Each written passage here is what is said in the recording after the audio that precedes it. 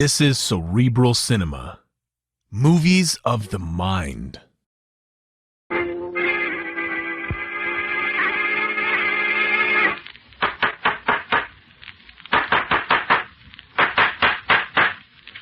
the matter? What is it? Another case for Nick Carter, master detective.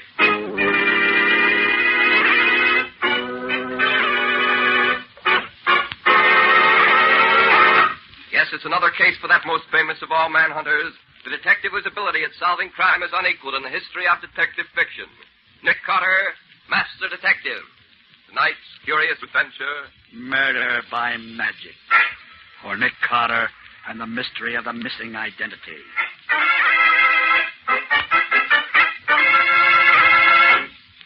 I wonder how Scubby's making out. Do you suppose that he had any trouble, Nick? I doubt it, Patsy. Scubby knows Philadelphia well enough to get all the information I want without any difficulty. Yes, but he's been gone 3 days now. He didn't plan to be gone that long, did he? Well, no, Patsy, but it's not always possible to tell in advance how long it's going to take to...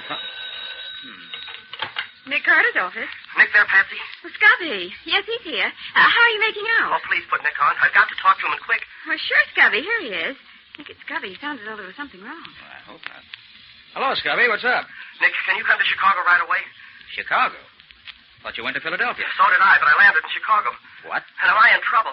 What kind of trouble? I seem to have killed a man. Oh, now, don't try to be funny, Scubby. What's this all about? I'm not being funny, Nick. I'm really in a jam. I apparently killed a man last night. Oh, look here, Scubby. You certainly know whether you've killed somebody or not. But I don't, Nick. What makes you think you have? It says so in the paper. What paper? The Chicago papers. Oh, please, Nick, will you come out here right away? I've got to have help and in a hurry. All right, Scubby. Patsy and I'll leave at once. Where are you staying? In a little hotel on the edge of town called Paradise Mansion. I haven't dared to stir out of here since I read about the murder. Okay, Scubby, sit tight. We'll be there as soon as the plane can get us there.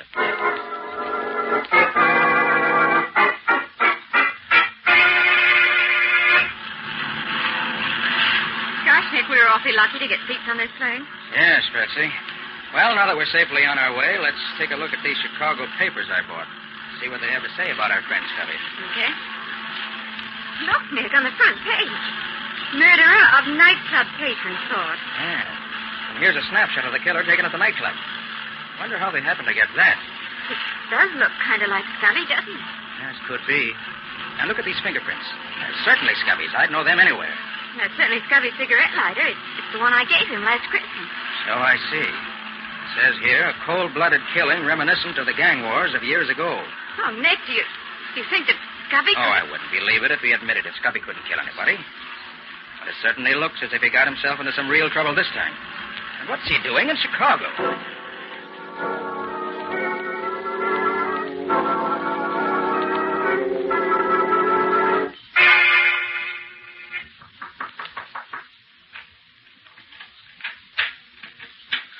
Oh, Nick. Hi, Scubby. Oh, I never was so glad to see anyone in my whole life. Scubby, are you... Come in quick. Let me get this door closed. Jittery, aren't you? Yeah. Well, glad to see you're still out of jail. Oh, Nick, don't joke about it. I'm just about crazy. Look, I'm in a jam. Well, suppose you sit down and tell us just what happened. And begin at the beginning. Don't leave out anything. All right. Well, it's quite a story and pretty unbelievable, but I'll try to tell it the best I can. As you know, I started for Philadelphia, and I was sitting in the airport waiting room, waiting for my plane to be announced, when somebody stumbled over my feet. I looked up expecting them to say, excuse me, and then I heard a funny, shrill little voice say... Stupid! Why don't you keep your feet where they belong? Huh? Oh, why don't you look where you're going? You're too stupid to be allowed out in public. Yeah, well, nobody asked you for your opinion. If you don't like my feet, just keep away from them. Trying to insult me, are you? You're not even fit to speak to me, you stupid idiot. Look here, Bud. That's 3 times you've used that word stupid about me. The 4th time might get you a skin nose. Come on your way. You are attempting to divert my senses from the concentration of inner thought to the grosser contemplations of the external world. Come again? But you are as clumsy as a cow at doing it. Look, fella, if you've got somewhere to go, just go ahead. Your room is better than your company. You are being sarcastic. That is because you do not know who I am. All right, I'll bite. Who are you? You tell me and see if I care. It is useless to tell you. That thing you think is your mind is a rusted, worthless tool. A sponge too dried out to soak up anything. Oh, dumb, you mean? Exactly. Do you really want to know who I am? Quite frankly, I don't give a tinker's damn. I am Chi-Chi, the omnipotent. In the central council of the farthest inward, I am the most completely self-equipped. Brother, you don't make sense. I am the mystic. In the whole council, I am the most honored. There has been, in 20 generations, no other great enough to be the mystic. But I Okay. Well, now that we've settled that, how's about some peace and quiet? You have offended me grievously. I do not let such offenses go unpunished. I shall sit here beside you and decide what your punishment is going to be. I shall say no more until I have decided. Okay. Well, happy thoughts, my mystical little pal. So he sat down beside me and didn't say another word. He was a funny, weaseled-up little man, and he amused me rather than worried me, so I forgot all about him. Did he take the same plane you did? Oh, don't get ahead of me, Patsy.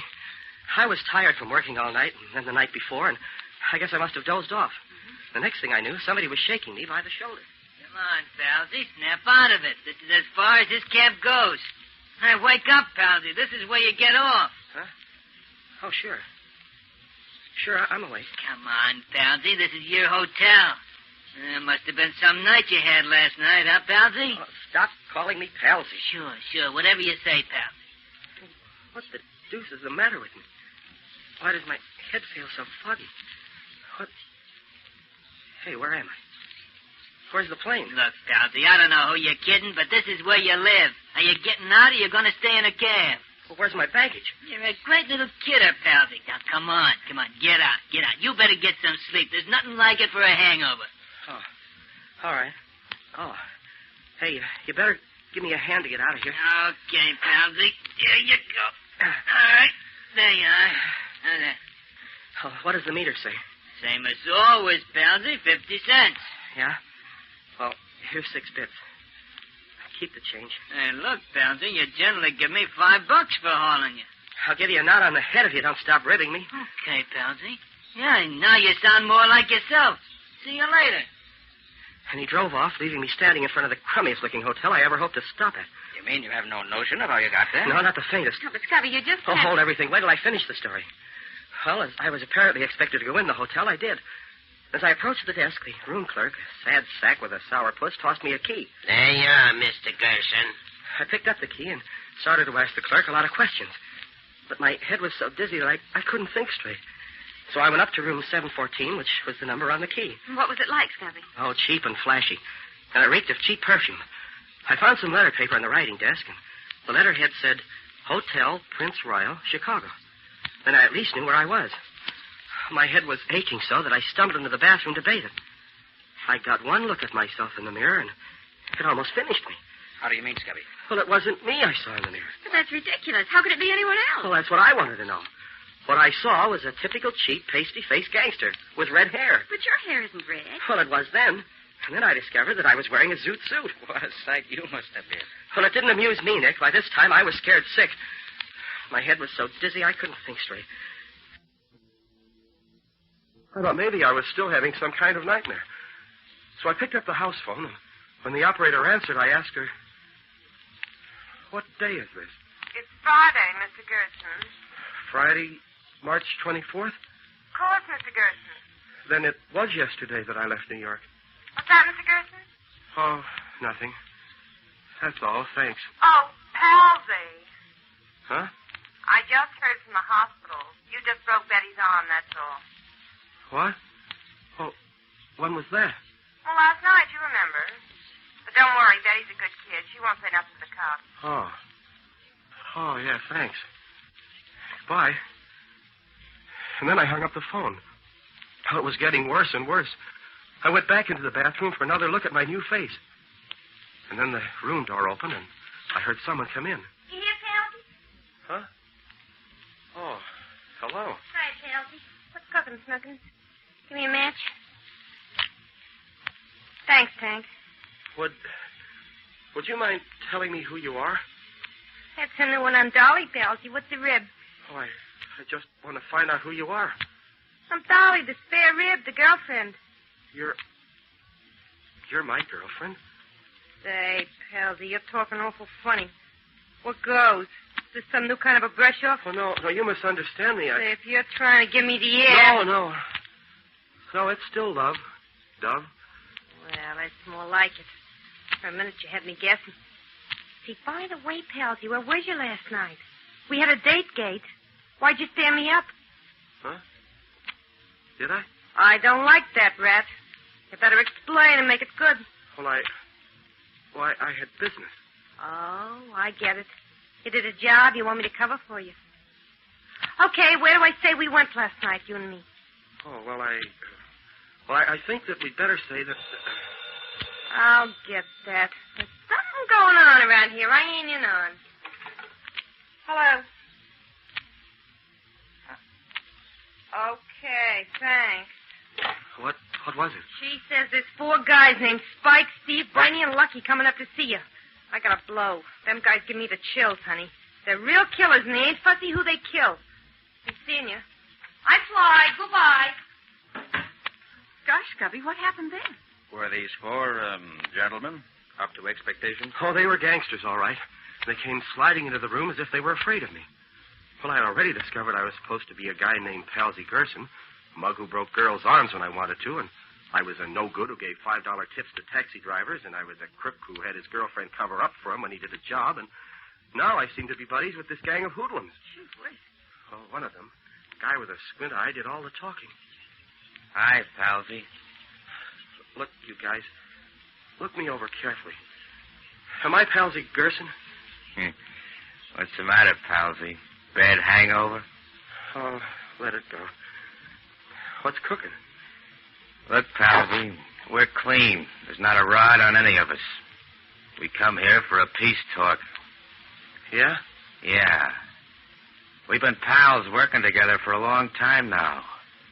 We've been like that, right? So what? So everybody knows we're tied up with you. Even the cops know it. Now, if you get pulled in, we all get pulled in, because the cops will figure we're all in it together. Oh, what are you getting at? It's about this rub-out last night. We didn't know nothing about that, Palsy. You didn't tell us. So we want you to give us the lowdown so we'll know what to say if one of us gets picked up. Oh, what are you talking about? Now, look, Palsy, everybody knows about last night's killing. We know it was your job, even if you did hire someone else to do it for you. Why, it's in all the newspapers this morning. Here, let me see that paper. Well, there was the headline, all right. Murder in nightclub. And there was a picture of me. Not a picture of this Palsy Gerson, but of me, Scubby Wilson. Taken on the spot by the nightclub photographer, it said. And there were my fingerprints, Nick.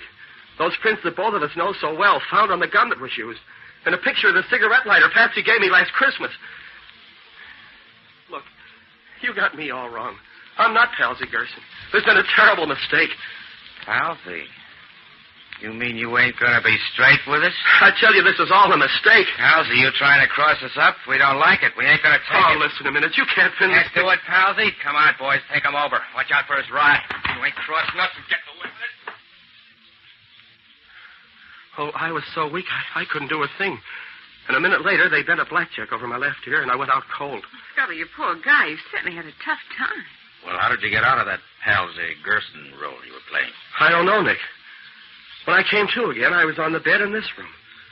I lay there a few minutes, getting my senses back, and then I jumped off the bed and raced to the mirror. I was myself again. I was Scubby Wilson once more, and in my own clothes, and my hair wasn't red anymore.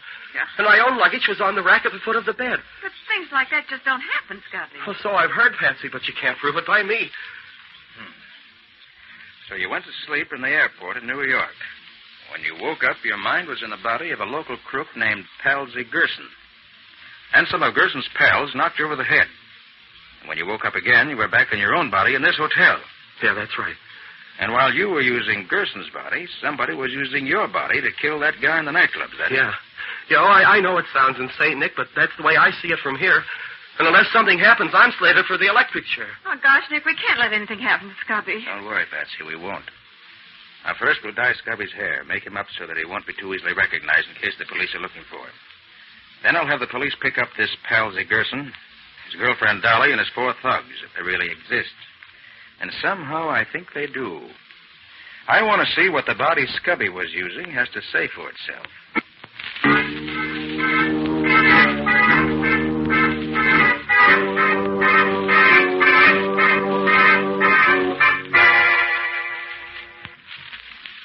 Well, Nick, these past 2 days haven't gotten us very far.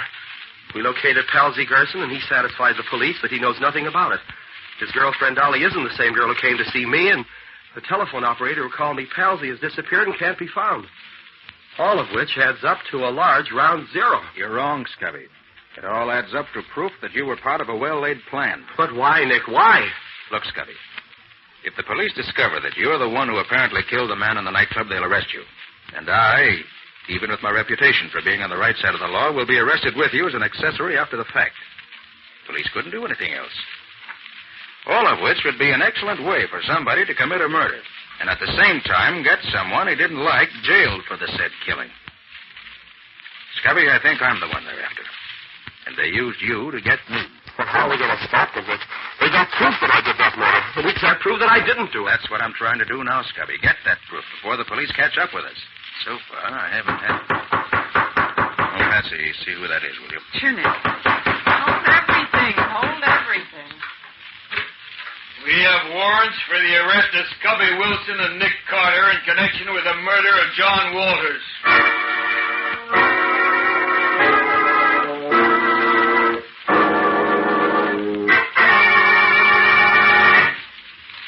But why didn't they keep you in jail, too, Nick? Because they were extremely decent about it, Patsy. They told me that although they had positive proof that Scubby committed the murder and that I'd been abetting him in defiance of the law, they were so impressed with my insistence that Scubby didn't murder him that, out of consideration for my past reputation, they were going to give me 10 days to prove his innocence, if I could. If I fail in that time, I give myself up, and they proceed with the charges against Scubby and me. How did they find out about him, Nick? Very simple, Patsy. They sent the fingerprints they found on the gun to Washington, to the FBI, and they identified them as Scubby's. You know, he and I are both on file there as law enforcement agents. Mm-hmm. Little investigation found Scubby was living here, and the rest was easy. What's your next move, Nick? Patsy, if my hunch is right, the man behind this wants to get at me for some reason or other. So he's going to be awful mad when he finds the police have let me go again. And he may try to do something himself about getting me out of the way. And if he doesn't? I have a couple of the boys keeping their eyes open for anyone who looks like that mystic Scubby was telling us about. I believe he's at the bottom of all this, Patsy. If I can lay my hands on him, I feel sure he can tell us all the answers. But he might mystic you, too, Nick, the way he did Scubby. He might. But I doubt it. Well, I'm going down to pick up a paper at the newsstand. I'll be right back, Patsy. Evening Journal, please. Thanks. Don't make any sudden moves, Bud. Looking for me? You Nick Carter? Yes. Then you're the one we want. What can I do for you? Keep your hands in plain sight so me and my two boys here don't have to do any sudden shooting. This ain't a water pistol I got here. I'll take your word for it. What do we do now? The mystic wants to talk to you. Come on. And come quiet.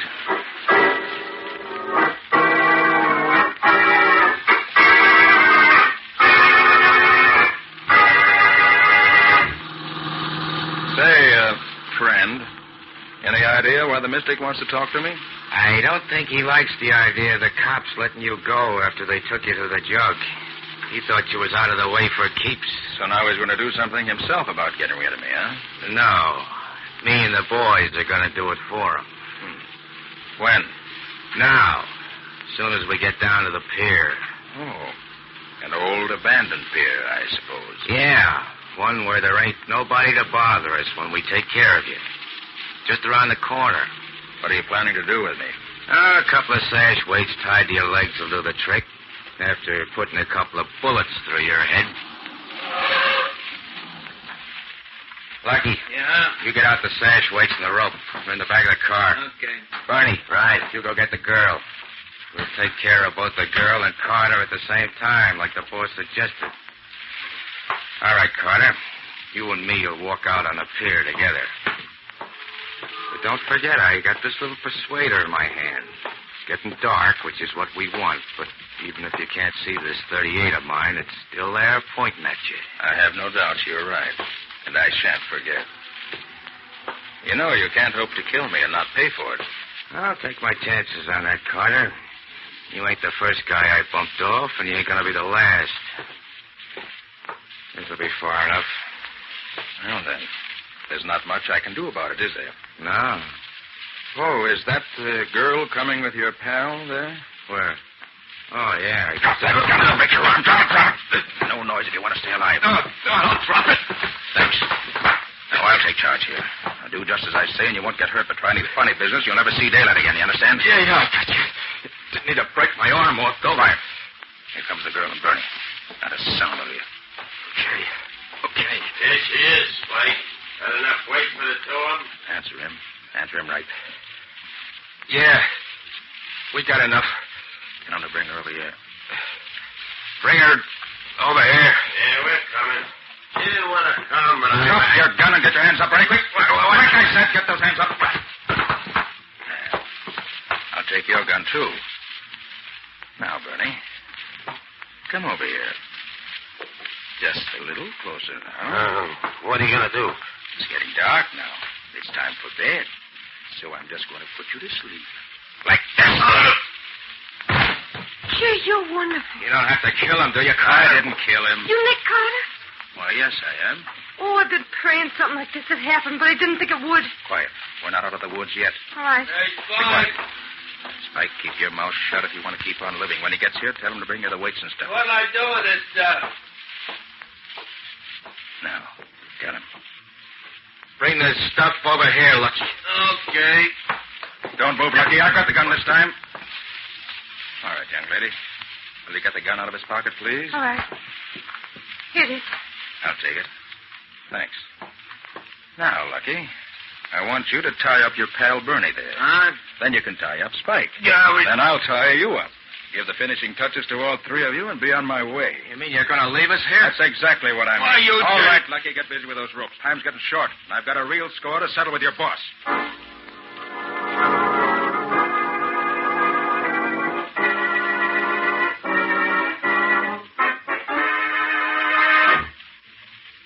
Gee, Mr. Carter, you're wonderful. You sure these lugs ain't going to get out of these ropes? I'm sure. I've had lots of practice in this sort of thing. There. All right, come on. We can leave them there safely now. Say, look, I ain't told you who I am yet, have I? Why, no. Who are you? I'm Dolly. Dolly. You're not Gerson's friend. No, I'm the other one. The one the mystic hired to visit your friend in the hotel. So that's who you are. Sure. How much do you know about this racket? Well, I didn't know nothing about it then, but since they snatched me and kept me locked up in their hideout, I learned a lot from listening to them talk. Let's stop here a minute. What's this all about, Dolly? If that's your name. Now, my real name's Ann. Did your friend really think he was Palsy, Gerson? Yes, he certainly did, for a while. That's absurd, of course. The mystic done it. He has an anesthetic gas that he gives you when you're asleep or knocked out. He doped your friend in the airport and brought him to Chicago. Then he had somebody make him up like a mobster, and he let him wake up in that taxi cab. I suppose he paid all those people to put on the act that convinced Scubby he really was Palsy Gerson. Only the taxi driver, the telephone girl, the hotel clerk, and me. The 4 thugs was already members of the gang. And they beat him up so this mystic could give him another shot of the gas while he was unconscious and let him wake up as himself? Yes. And he was so doped all the time we was putting on the act that he never could figure out what was going on. Very clever. But how did you get in on this? Oh, I wanted to be an actress. They hired me to put on his act. They told me they were ribbing some friend of theirs. But when I saw all the publicity in the papers and I saw that you got arrested, too, I knew it wasn't no gag. I went to where their headquarters was one day to see if they were still there so I could go to the police. But somebody saw me there and grabbed me. I've been locked up ever since. You know why they wanted to do all this? The mystic knew your friend was going to Philadelphia to get some dope on a racket. The mystic was the head of the gang, and he wanted to scare your friend off. He hoped he'd scare you off, too. He's getting ready to work the same racket all over the country. And you was the only one who was getting hot on his trail. I thought that was it. And when we didn't scare off, he had to take matters into his own hands. I suppose it was one of the Mystic's thugs who did the killing in the nightclub? Yeah, it was Spike, made up to look like your pal. And he left the evidence that the cops found. Who was the man he killed? Some fella wouldn't play ball the way he wanted him to. Look, you know where the headquarters of this gang is? Sure. It's about a block from here. Want me to show you? You bet I do. With your help, I'm going to get that Mystic. If he's there. Come on. It's over this way.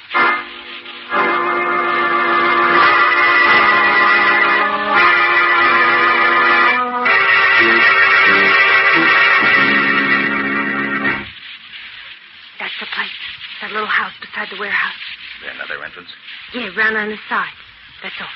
How many in the gang? 5 besides the boy. You got 3 of them tied up on the pier. Good. Can you handle a gun? I don't know. I'll try it if you want me. Good. Take this one. Go around to the other door. When you hear me fire once, you shoot that gun 6 shots fast. Can you do that? Sure. What are you going to do? When I pick the lock on this door, go in and try to trap them. If they try to make a getaway through the other door, the shots you fire will make them think they're surrounded. Okay? Sure. Good luck, Mr. Carter. I'll be listening for you. Now, Mr. Mystic, let's see how mystical you really are. First, I get this door open. There. That was easy. Guess they're not expecting trouble. Now to find them. And with Spike taking care of Carter, and the cops taking care of that stooge of his, we'll have nothing to worry about any further. I guess we were too clever for the great Nick Carter. Think so, do you? Up with your hands, all of you. Make it snappy. Nick Carter, get him, boy. No good. You're surrounded. You can't get away. Got it, boss. We ain't got a chance. Drop your guns if you want to stay alive. Very well. You're too many for us this time. Drop your boys. Drop. Thank you. Now turn and stand up against the wall with your hands in the air. That's it. Oh, Ann. Ann, it's all over now. You can come in. Fight's over. You got it, Mr. Carter. Gee, you're a real detective, ain't you? All right, Ann. Go to the nearest telephone and call police headquarters. Yeah. Tell them we have the correct answer to the killing that Scubby's charged with. And tell them to send some cops down here after them right away. Sure thing, Mr. Carter. Now, who's on top, Mr. Mystic? Why don't you try a little magic now? All right, Ann. Get going.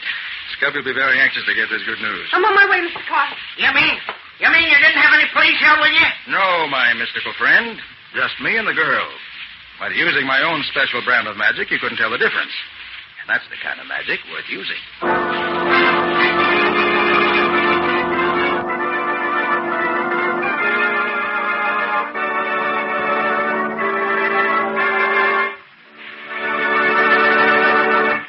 This has been another of the strange adventures of Nick Carter, Master Detective, which are brought to you regularly each week at the same time by WOR Mutual. Well, Nick, I'd like to hear a few of the high spots from next week's story. Okay. Next week's story started with a cat. But not a common, ordinary cat. This one was a lemon-yellow Persian cat with a pedigree. The chase started when I tried to find the said pedigreed Persian puss, which had been stolen from its rightful and very ultra owner. But before long, I found I was involved in theft, kidnapping, murder, and other varieties of lawbreaking. Which included being hit over the head and being shot at in the dark. Not exactly an amusing case. No, Patsy, it was a deadly serious case before it was finished. I call it A Cat Brings Death. Or The Mystery of the Missing Persian. And that's all for now. So long. So long, everybody. And so long to you both, Nick and Patsy. In the strange adventure you have just heard, Nick Carter was impersonated by Lon Clark, Patsy by Helen Schultz, Scubby by John Kane. Original music was played by Lou White. The entire production was written and directed by Jock McGregor.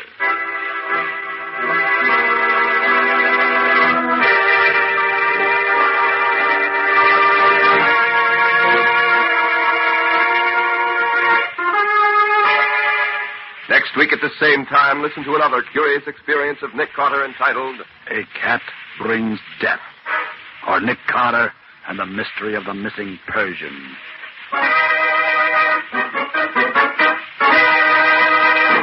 This story is a copyrighted feature of Street & Smith Publications, Incorporated. The Return of Nick Carter is produced in the studios of WOR and is broadcast over most of these stations every Saturday evening at 10:15 Eastern War Time. This is Mutual.